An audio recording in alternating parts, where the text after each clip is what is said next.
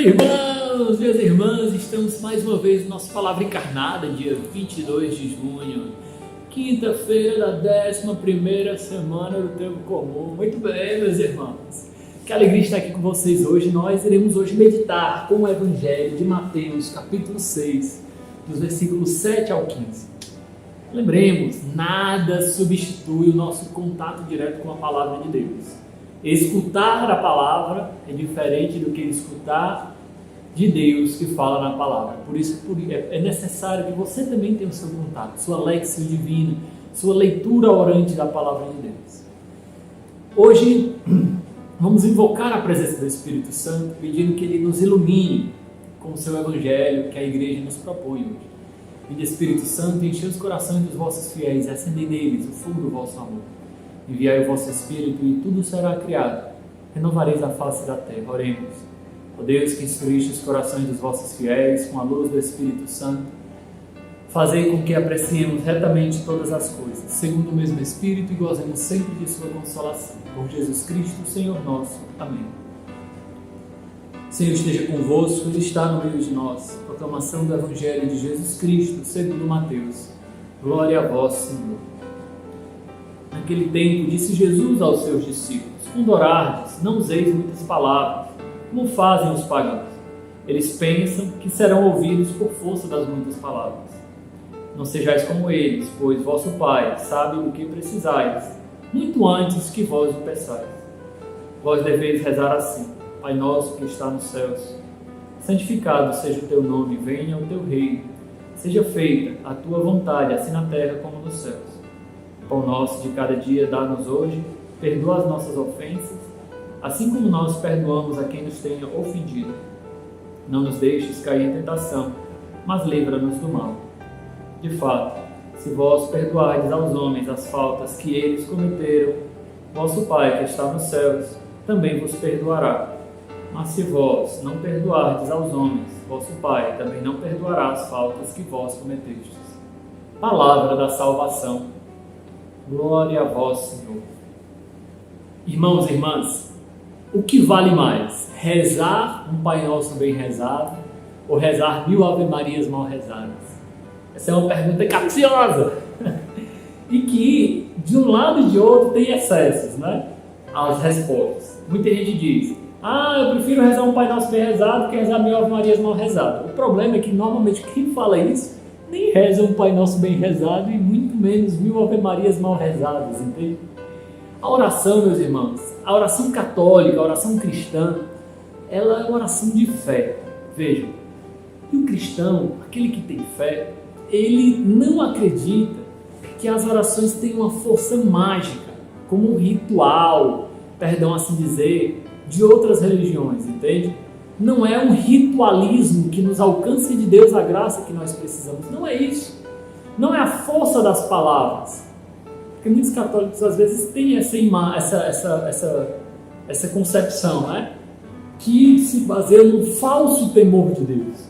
Vejam, às vezes a pessoa: Deus, eu queria uma oração assim, queria que me desse aqui uma bênção na minha casa, porque está cheio de espírito imundo aqui.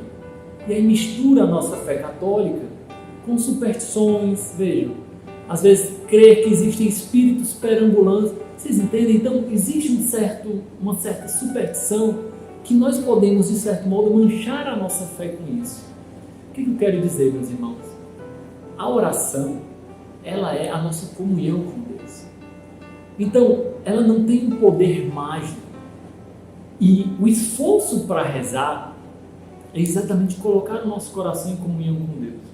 Como é que eu posso, Jesus, estar em comunhão contigo em cada uma dessas situações? Então, inclusive o Papa Francisco, né, fazendo uma interpretação daquele texto que Moisés, depois de rezar, Deus volta atrás, se arrepende do mal que ele ia fazer, como se Deus fosse fazer o mal e Moisés é que curasse a Deus do mal que ele ia fazer. Na verdade, o Papa Francisco diz, o autor sagrado na verdade mostra que rezando, Moisés lembra que Deus é misericórdia. Então não é o coração de Deus que muda, mas é o coração do homem que interpreta as coisas de Deus de uma maneira diferente. Vocês entendem, meus irmãos? O que isso quer dizer precisamente? Na oração do Pai Nosso não é uma fórmula que Jesus nos dá. Jesus resume aqueles pedidos fundamentais da humanidade e direciona os nossos corações para um relacionamento com Deus, como um relacionamento de filho, Pai Nosso. Vocês entendem? E ali, nas orações do Pai Nosso, eu gostaria que você depois pegasse cada trecho e fosse vendo os pedidos do Pai Nosso. São 7 pedidos. Tente encontrar esses 7 pedidos lá, para poder ver quais são as opções últimas do homem na sua vida de oração. Voltando à questão de rezar os 1000 Ave Marias ou 10 Pai Nosso, ou um Pai Nosso bem rezado, meus irmãos, a nossa oração ela precisa ter constância. Um coração que não tem constância não alcança nada da oração. Então tem dias que infelizmente nós vamos rezar 1000 Ave Marias mal rezadas, mas tem dias que a gente vai rezar 1000 Pai Nossos bem rezados. Vocês entendem? É a constância. Se eu rezo somente quando a minha emoção quer, não, hoje eu estou tão bem, e aí eu vou e passo 6 horas de adoração e depois passo o resto do mês sem nem me importar com Deus, ou seja, é uma oração inconstante, é uma oração movida pela emoção. Essa oração, meus irmãos, perdão dizer, não presta um culto devido a Deus. Na verdade, essa oração é muito mais uma manifestação da sua própria carência, das suas próprias inclinações. Não, a nossa oração ela tem que ser constante, um compromisso de oração. Então, as 1000 Ave Marias mal rezadas ou um Pai Nosso bem rezado? Nosso ideal é rezar 1000 Pai Nossos bem rezados. E naqueles dias que nós não conseguirmos, rezar eles mal rezados, mas não deixar de rezar. Vocês entendem? Quantas vezes, né? E inclusive Santa Teresinha fala disso. Quantas vezes fui para a capela e não sabia o que dizer para Jesus, mas fiquei ali sentindo a sua presença. Então, quantas vezes eu também, meus irmãos, vou para a missa já desde meus 17 anos, todos os dias. Eventualmente, algum dia eu não prestei muito bem atenção, ou eventualmente, claro, fui com um coração fervoroso, me esforcei para amar a Jesus, mas tem dias que é difícil, entende? Mas naquele dia também foi por amor a Jesus, porque o amor a Jesus não é o sentimento, mas é a perseverança, é a fidelidade, entende? Então, naquele dia que também o céu estava nublado, por assim dizer, né? O sol da justiça, que é Jesus, naquele dia eu também saí queimado pelo sol, eu também senti os efeitos do sol em mim, né? Quando a gente vai para a praia, mesmo nublado, a gente sente que fica um pouco bronzeado, vocês entendem? Então, a oração ela precisa ser constante. E aqui Jesus falando do Pai Nosso, ele também fala da coerência entre a oração e a vida. Isso é uma coisa, antes de tudo, de fé. Vejam, se eu rezo pedindo a Deus tantas graças, como é que eu posso ser surdo aos pedidos dos meus irmãos? Ao Jesus abandonado que vem ao meu encontro e eu não tenho capacidade de compartilhar meu dinheiro, meu alimento, a minha palavra com ele. Quero que Deus me escute, mas não escuto Jesus abandonado.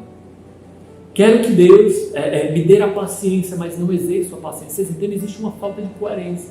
Peço todos os dias que Deus perdoe os meus pecados, mas eu guardo rancor de quem falou grosso comigo uma vez na vida, meus irmãos.